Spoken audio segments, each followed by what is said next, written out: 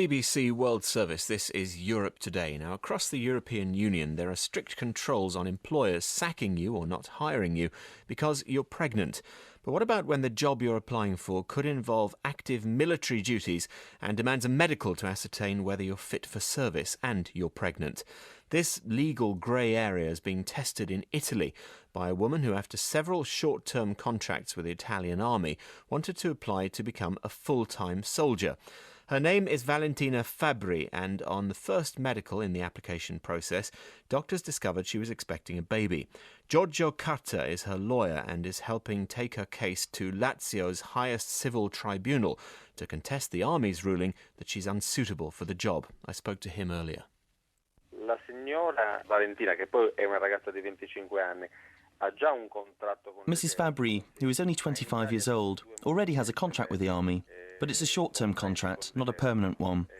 She's been on a series of 3 of these short-term contracts, which last 2 years each time, but this woman wanted to join the army permanently.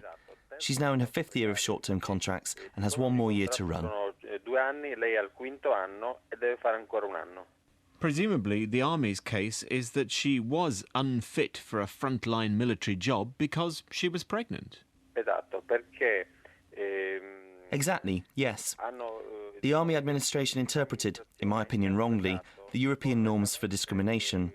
European laws make sure that there is no distinction or different treatment between men and women. Valentina was declared not suitable for permanent military service, not all military service, so she's still perfectly suitable for her short-term contract, which she continues to do. Now, the situation is today that she's being paid on her short-term contract and she's not able to work because she's pregnant. So they're already paying her while she's pregnant. So I don't think it's about trying to avoid paying maternity, but more that they've applied the law in a very blinkered fashion. They said today, you're not able to take part in the medical, and so we can't accept your application for a permanent position. Instead of saying, today, maybe you can't do all the tests, but in the future you will be suitable again for military service.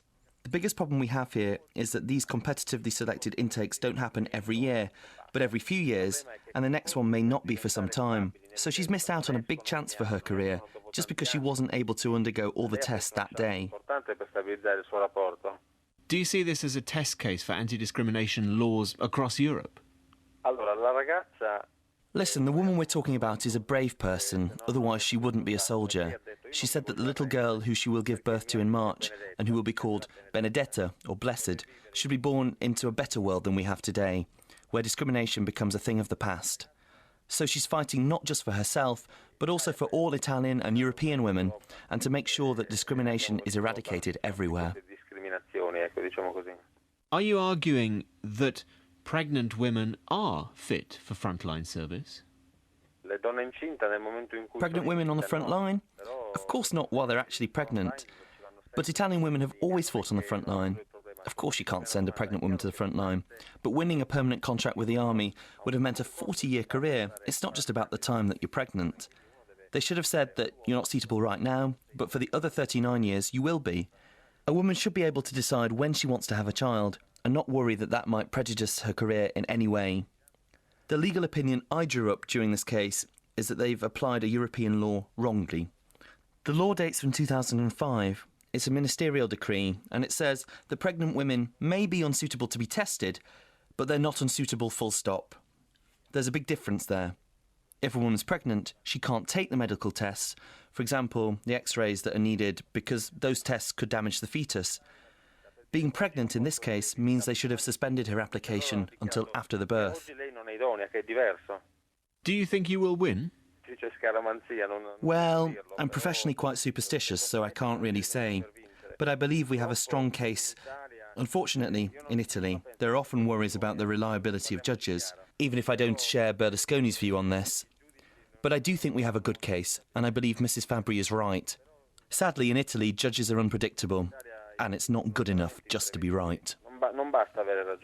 That was Giorgio, the lawyer acting for Valentina Fabri, the soldier who is pregnant. Well, Europe Today's Emma Wallace has been looking into this case and trying to get the Italian Ministry of Defence's response to it. Emma, have they said anything? Sadly not, Paul. I've been trying all day. I think there might be a response in the pipeline, but I don't know exactly what that is. I can tell you, though, that there is kind of cross-party political support, at least in some cases, for Valentina Fabri.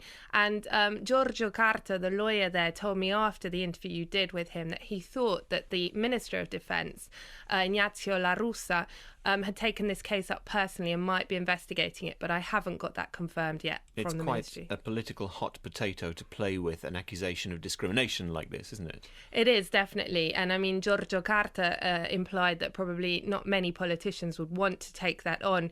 It's quite interesting at the moment in the Italian Parliament. There are three heavily pregnant ministers or undersecretaries. You may have remembered the vote just before Italy, one of them being the head of the Justice Commission. So I think it is an interesting political debate in Italy at the moment, the rights for pregnant women. And the issue of discrimination against women generally is a live debate in Italy. Yes, it is. I mean, the Italian law is very clear. As he said, they follow European law and, you know, they've signed up to every directive and non-discrimination treaty that you can think of. However, in practice, you do read of cases like Valentina Fabri's where women who are of childbearing age or maybe pregnant, don't make the grade, don't get the jobs that they wanted and not taken on permanently. And it's often implied this is because of having to pay maternity benefits or not wanting to employ women who might disappear for several years whilst they are having children. But as I said, the law is quite clear in Italy and they shouldn't be discriminating. Emma Wallace, thank you.